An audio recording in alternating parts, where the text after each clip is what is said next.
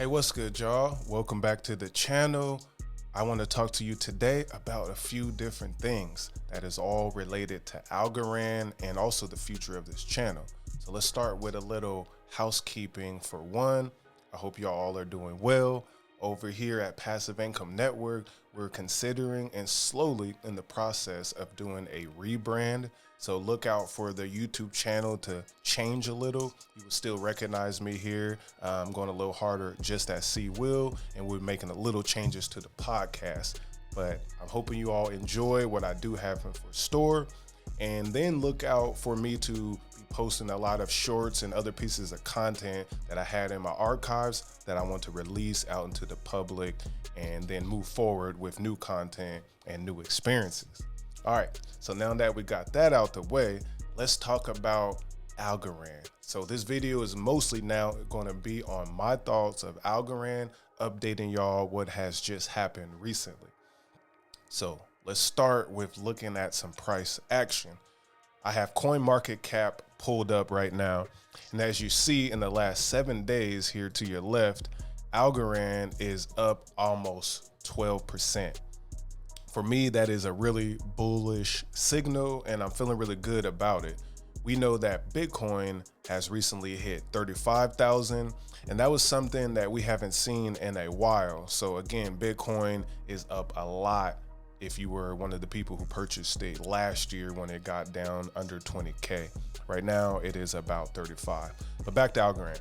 We see the total supply here is almost at 8 billion algo, with only 10 billion algo in the total supply. So we're roughly about 2 billion algos away for the whole supply to be out on the blockchain, which is, I'll say, a bullish sign again there. That means less dilution we will hope in the future. Then we have a market cap of less than 800 million, 798 million to be exact. And right now, Algorand is ranked at number 48 out of the 8,820 active cryptos listed on CoinMarketCap. When I first got into Algorand, it was definitely more of a top 25 crypto. Hopefully, it will get back to those levels.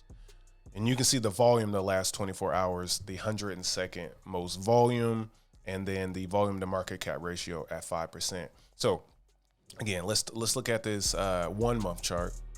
We can see Algorand has been fighting this 9 cents level for a while. I'll even put some candlesticks on. Shoots up, shoots back down, shoots back up. And if we look at the last year, you can see about this time last year, Algorand was at 26 cents. I was out in Decipher in the UAE last year. It was a dope event. I think that was the peak. And then from there, you know, it went down and down and down into where we at right now, sitting at the 10 cent mark. I definitely has been purchasing a little bit to average my costs down. So if we get a couple X, I would be good in terms of Algorand. But a lot of things has happened lately. So let's start diving in and talking about these things. We'll start right here. See this post? It says, whoa, by BC Frugal. Shout out to Frugal BC. Whoa, after resigning, Algorand CMO deleted her account. So Jessica Chen recently, was hired last year. So she's been with the Alaran Foundation maybe 10 months, maybe 11 months, not even a full year. She was the one responsible for the next gen shoes, right? A big thing that she was doing was the next gen shoes, Little Dirk, these big names. And what we have found out recently is that they have not delivered, right? They didn't hit their target on sales, nor it seems that they are going to be producing the shoe, right? We tried to do an interview on the other show, The Next Block, with the founders of NextGen. We scheduled it out about 2 months. They was retweeting, committed to go, but about an hour before the show, they backed out. That's kind of crazy to me, but that is what it is. So here we are. And now we see the Alaran Foundation CEO is gone. A big complaint was that there was no marketing. Marketing was non-existent. And now it is truly non-existent. Some of the big highlights Alaran has done was the Times Square, where they turned the lights off for a couple seconds, then they turned them green. A lot of the community wasn't really into that. Then you have boating sponsorships, you have biking sponsorships, FIFA. That also hasn't played out as well either. So it's looking like it might be a new fresh start here. But the post was deleted. She basically was like, I'm resigning. I'm still an Algo fam. I learned a lot, but now I am moving on. She's going back, I guess, into the industry she used to be in, so-called like Nike and things of that nature. We do see that there has been another new hire, Christine Mohan. Don't know much about Christine. Let me give her a follow there. She's just retweeting about the Alaran Foundation transparency report, which we'll definitely do. So it looks like Christine is head of ecosystem success, right? And she looks like she's been at the Web3 Foundation, Kilt Protocol, Polkadot, Consensus, Civil, New York Times, and the Wall Street Journal. So she may be connected, she may not be, but she seems to be, I guess, a high-end talent that Algorand is going with the trend that they're going. But we have heard this story before. We will have to pay attention closely to see what exactly means ecosystem success. But welcome, Christine, to the Algo fam. So, transparency report. This is something Christine has shared. Alaran Foundation, which is the foundation that is now turning more into an investment vehicle. It is turning into more of a business rather than a program or organization that sends grants out without return. Now they want to be a part owner. Part of this initiative is to be transparent, right? We're on the blockchain. People want to see what's happening, where the money going, and that's what Algorand is trying to do.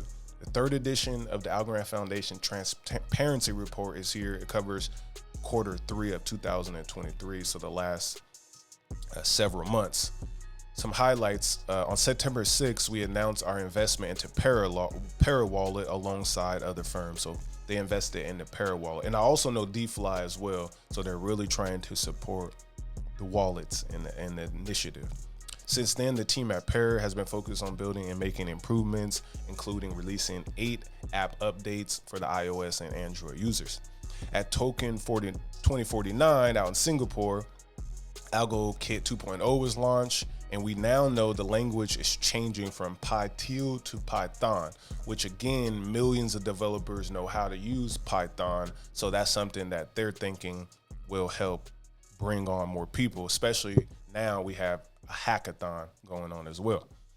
So then the Algorand Ventures team executed investments in the amount of 9.9 million Algo, which is over 370,000. And then they have 8 participants there, all kind of different projects.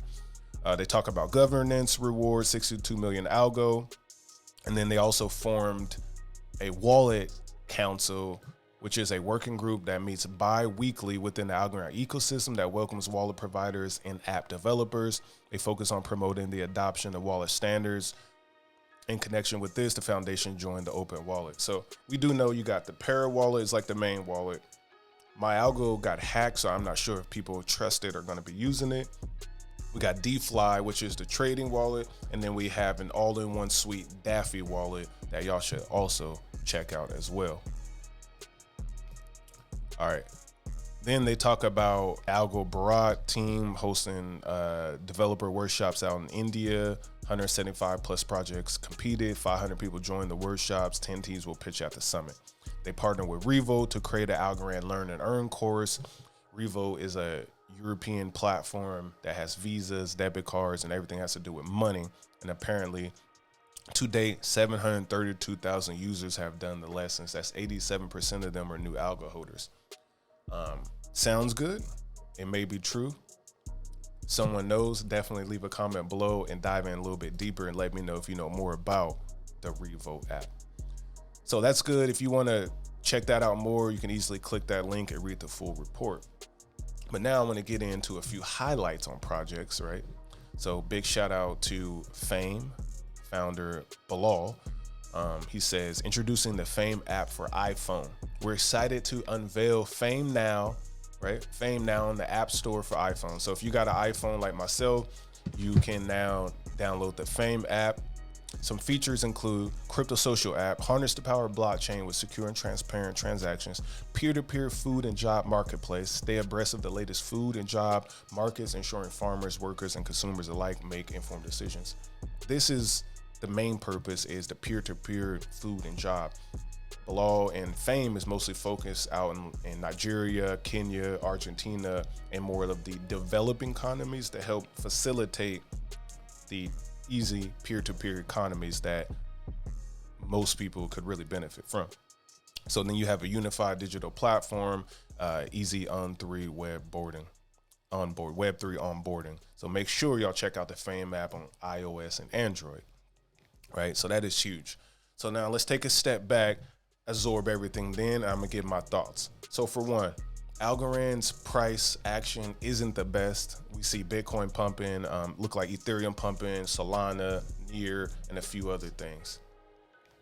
Algorand has touched the bottom of 89 cents a few times, and it seems like that may be the bottom, which is a good sign.